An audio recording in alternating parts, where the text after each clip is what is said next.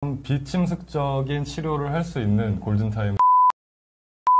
이전에 진단을 해야 네. 하지 않고 네. 치료를 할 수 있다는 거죠. 맞습니다.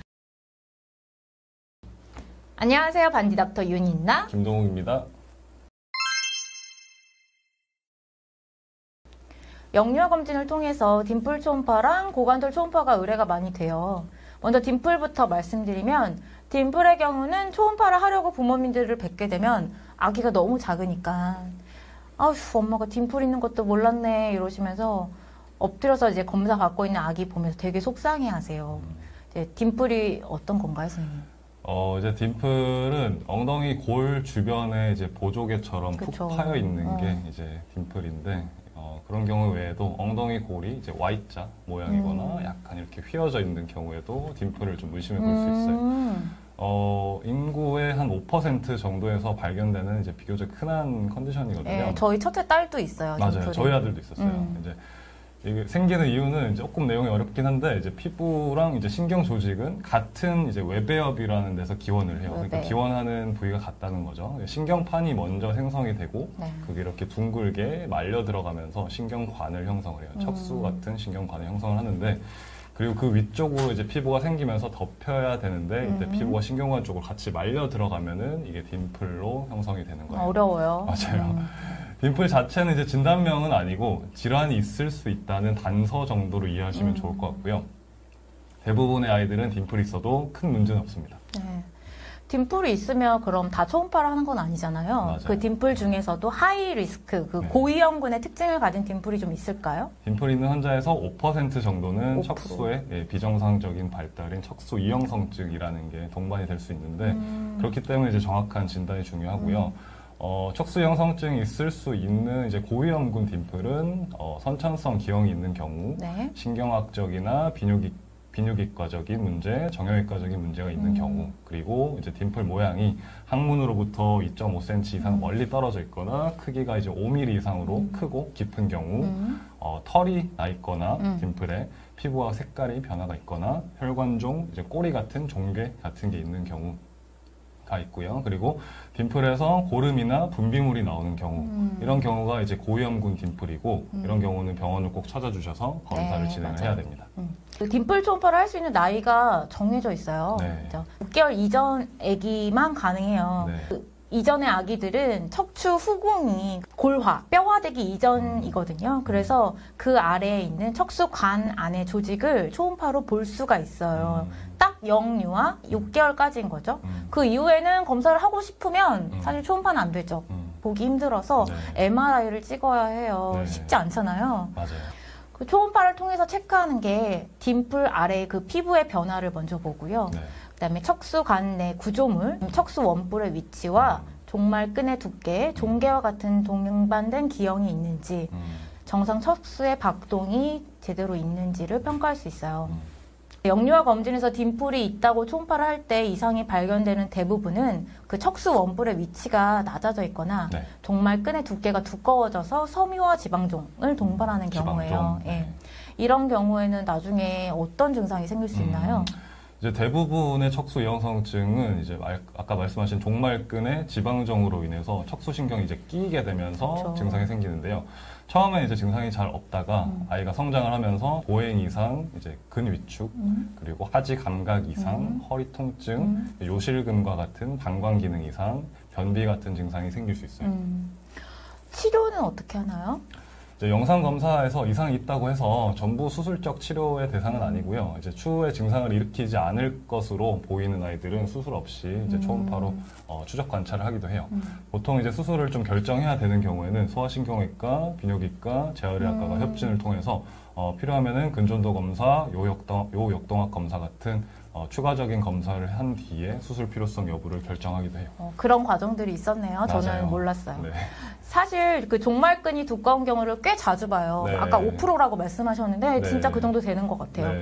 한 달에 한 번, 뭐 10명 중에 1명 꼴은 이상이 있더라고요.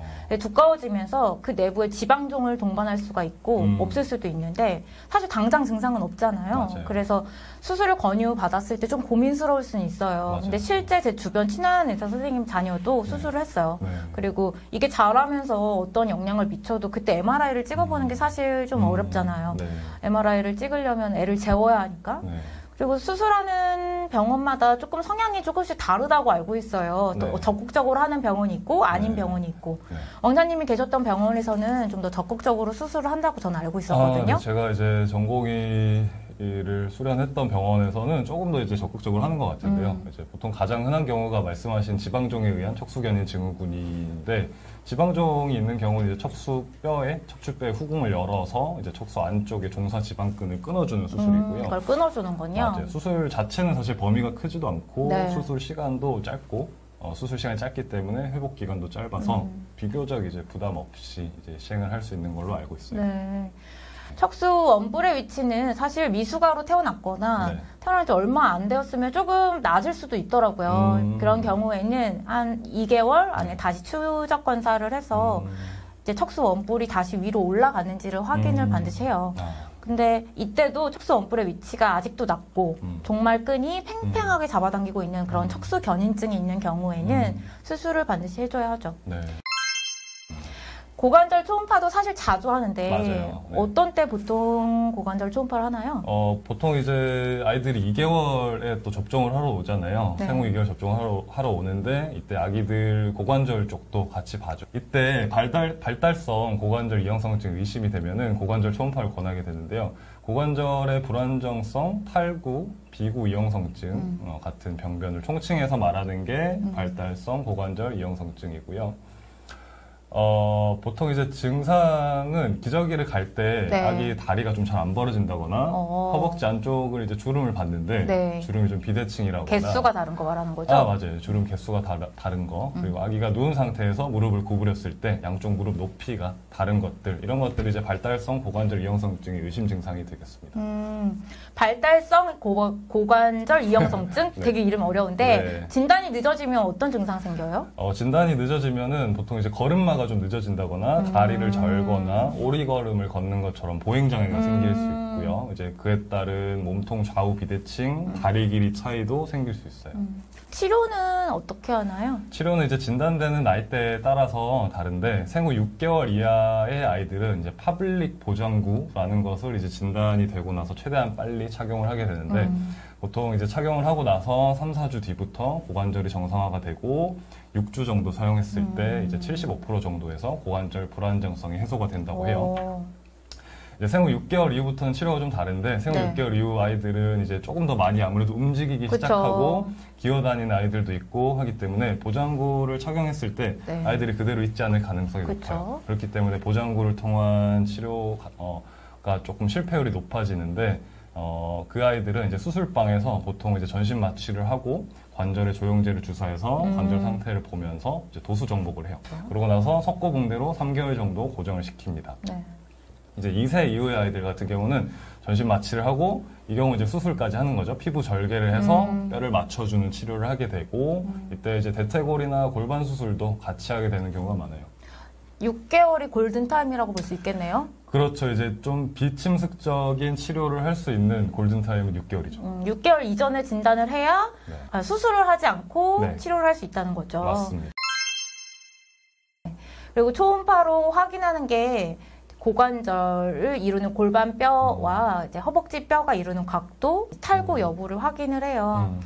이것도 역시 미숙아에서는 좀 각도가 덜 형성될 수도 있고 그럴 때는 다시 추적 관찰을 해서 각도가 다 잘 맞춰졌는지 뼈 마진이 예뻐졌는지 확인을 합니다. 그리고 4개월에서 6개월 사이 아이에게서는 엑스레이를 추가적으로 찍어볼 수도 있어요. 15명 중에 1명 정도? 이제 몇 개월에 한 번씩은 이상이 있는 아이들을 꼭 보게 되니까 드물지는 않거든요. 네.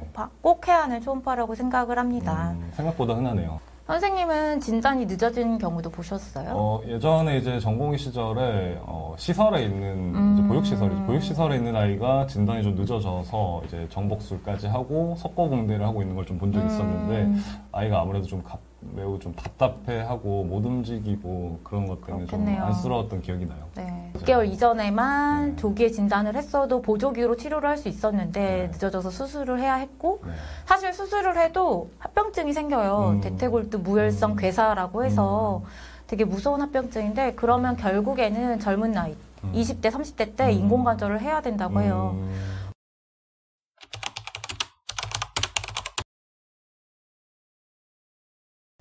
먼저 딤플 초음파를 할 때 6개월 이전에 영유아에서 반드시 해야 합니다. 네. 그 이후에는 잘 보이지 않아요. 네. 척수 원뿔의 위치, 종말근의 두께가 괜찮은지, 척수가 척수각 내에서 잘 움직이고 있는지 이런 것들을 확인합니다. 네. 그리고 고관절 초음파를 할 때는 발달성 고관절 이형성증을 진단하기 위함이고 네.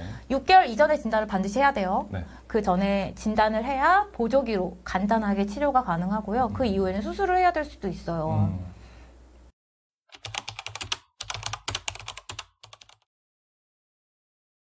딤플이랑 고관절 초음파는 이전 시간에 다룬 복부 초음파랑은 조금 개념이 달라요. 그래서 원인을 발견하는 초음파가 아니고 어쩌면 측정의 개념이거든요.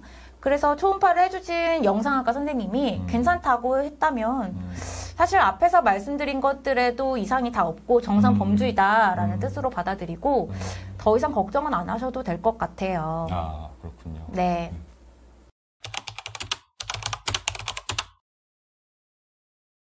이렇게 영유아 검진을 했는데 초음파를 봐야 하는 경우가 생기는데 이외에도 머리 둘레가 큰 경우 초음파를 또 해볼 수 있잖아요. 네, 이제 대두증이라고 하죠. 네. 이 이야기에 대해서는 추후에 영상을 업로드해서 올리도록 할게요. 이상 반디 닥터 윤인나 김동욱이었습니다. 감사합니다. 감사합니다.